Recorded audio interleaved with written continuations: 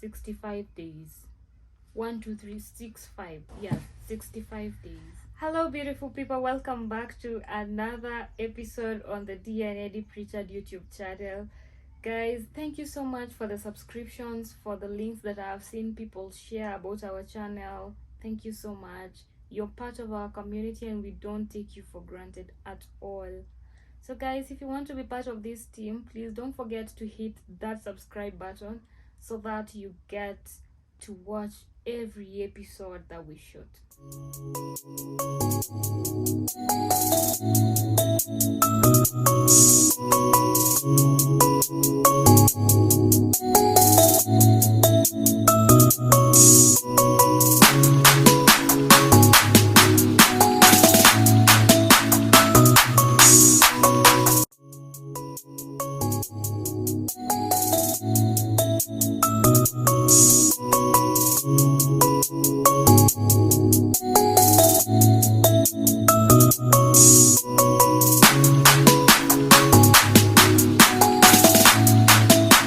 So today is a very short episode, I think, because I'm just adding on to what Dee spoke in the previous video, because he extensively talked about the part 1 of online dating, that is from when we started communicating up until when we eventually met.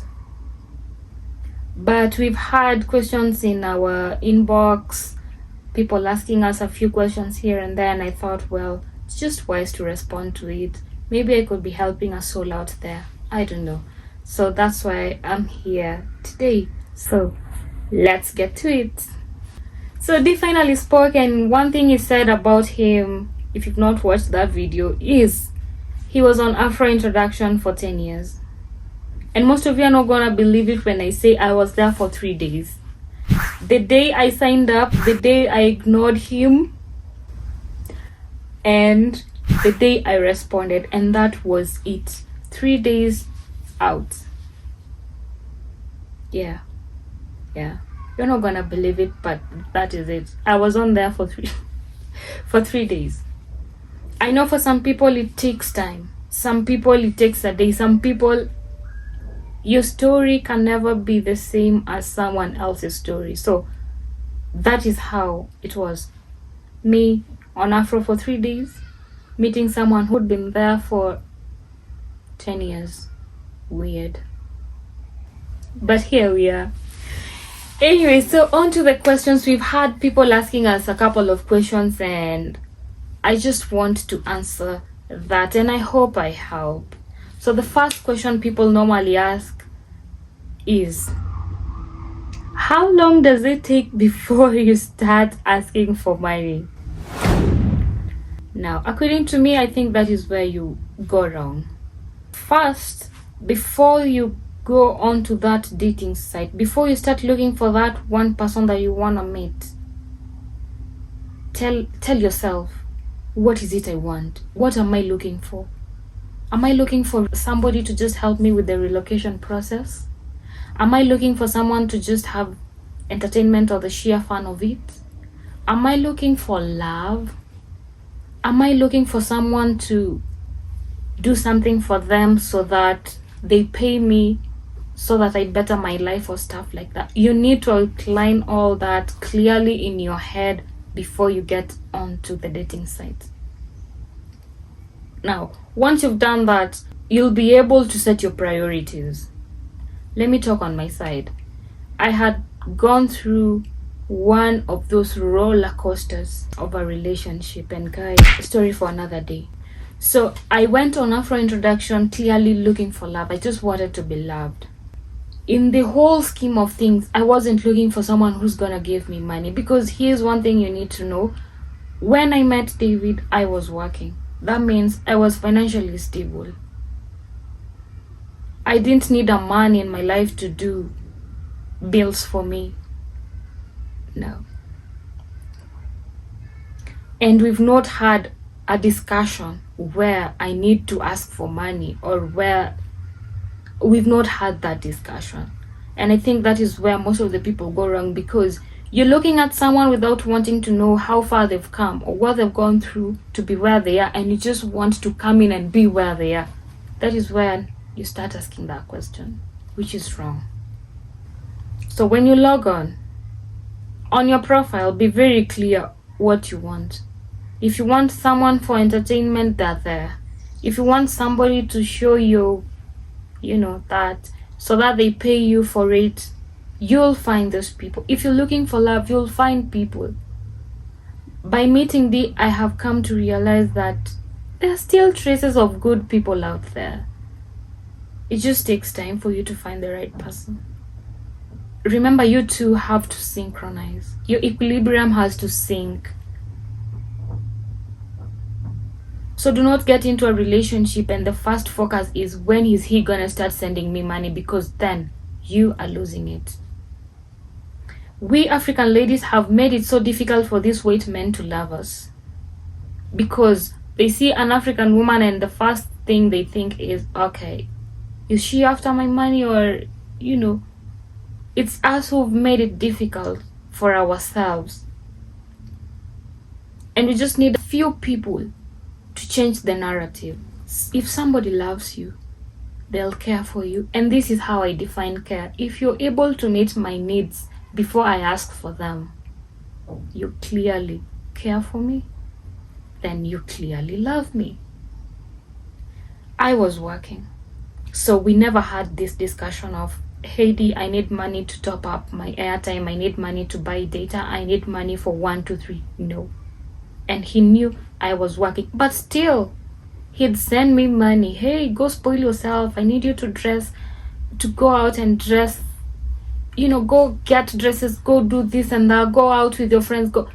Yeah, because he knew I needed that. And I didn't tell him I lacked it, but he was just playing his role like the man in that relationship. So we've not had that discussion of, hey, I need a favor from you, can you send me X amount of pounds? No. So ladies, let's just make it easy for these men too. I know there are men out there who are after you, who are after, oh, can you send me your nudes? Can you do this and this? Can we video? All that dirty stuff. And there are ladies who are very comfortable doing that, and I don't judge them. If that's what you want to do, just state it clearly. This is what I want to do. I'm comfortable with doing it, and yeah, that's what I want. And go ahead and do it. So question number 2, how long did it take the two of you before you actually met? 65 days. 1, 2, 3, 6, 5. Yes, 65 days. And you won't believe it, because we'd talked for 3 weeks, and on the 3rd week he booked his ticket. I don't know why so fast, but yeah, he booked his ticket on the 3rd week. When he sent me the ticket, I didn't believe it. I flew home too soon to just go tell my mom, hey, look, this is what is happening to me. Yeah, at first I was a bit skeptical. I was afraid, I was nervous, I was everything. But God's plan, I'd say. So yeah, it took 65 days. And I know for some people it takes long. I know people who have met after 2 years. I know people who've met after a month. I'll say it again that my story cannot be your story, but you can use bits of it to create your own story. And we're here telling our story so that if we made a mistake, you don't end up doing the same mistake. If we did something wrong, then you have something to copy from. You know what we did. Yep. Question number 3. So when D came, did you book an apartment, or did you stay in a hotel, or did you do an Airbnb? Did he come to your place? He came direct to my apartment. Yeah. Many people will say, yo, that's a risk. You're not supposed to invite strangers into your home. I know. One thing I want to tell you is, by the time I was meeting D, it did not feel like I was meeting a stranger because of the relationship that we'd created online. He had ceased being my acquaintance, and I had honored him this place in my heart. I already felt that he was a part of me because of how we dealt with it online. And I constantly kept saying to myself, oh, maybe he'll be different in person. He's just good online. D is very good in person. He can be a mess online. That's one weird thing about him. He can really be stubborn online, on phone. But in person, he's one of the sweetest people. He's a cuddle bear. He is. So because of the online relationship that we had created, I felt very safe with him. I said to myself, he's coming to my place. I'm not booking a hotel. I'm not doing an apartment. I'm not doing Airbnb, what. He is coming to my place. And I was safe. And I felt it when I saw him and rushed to him. I know this could be different with other people. Some people may feel, well, no, I really don't want to do that with. It's okay. It all depends on how have you known this person? What do you talk about? How has it been online? Have you seen any red flags? You'll know. Trust me, you will know. D having been online on Afro Introduction for 10 years, I'm pretty sure he can smell a scammer 10 meters away. Yeah. And somehow I can tell when someone doesn't have the right intentions with me. I just can feel it. I tell myself my gut instincts do not lie to me. So, our first meeting was not in an Airbnb or a hotel or wherever. It was in my apartment. Yeah. And we were both okay with it. So, lastly, I want to say that there is actually no formula of meeting the right person. You cannot use my story and do the same exact things that I did, thinking that it's gonna work out. Because you are different from me, D is different from the man you're gonna meet. But one thing I know is there are still good people out there. There are still good women out there. There's still good men out there. Pray about it. Pray, manifest, talk to the universe, talk to God, and look. You cannot be seated at home and then you're writing an email to me saying, hey Eddie, how am I supposed to meet someone? I tell people, try going out, hang out, take yourself out for a treat. Maybe your man is somewhere in Westlands and you're just seated in the house. Travel. Maybe your man is in Singapore and you're just here. Travel. Yeah, travel. And guys, because it's been very difficult for these white men to tell the difference between a scammer and a real person because of what we've made online dating look like. One thing I want to tell you is just find something to do. Even if it's a small business, find something to do. Empower yourself, get your own money. So that even if you're meeting this man, he comes to complement everything. I don't know how much I can stress, but I think I can't stress it any better by saying your money is sweet money. Yeah, my man's money is good, but having your own money is beautiful. It's beautiful. Good men still exist. And ladies, do not rush. Another thing, not all white men are good people. Not all white men are good people. Not all black men are bad.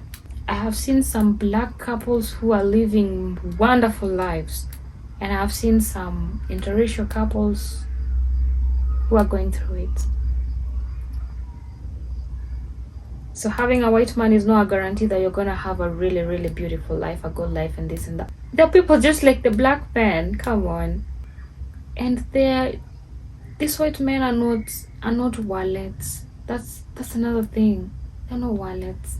So get up, love yourself, find something to do, make yourself busy, keep searching, be very patient with the searching, and you will eventually find your Mr. Right. You definitely will. Find your Mr. Right.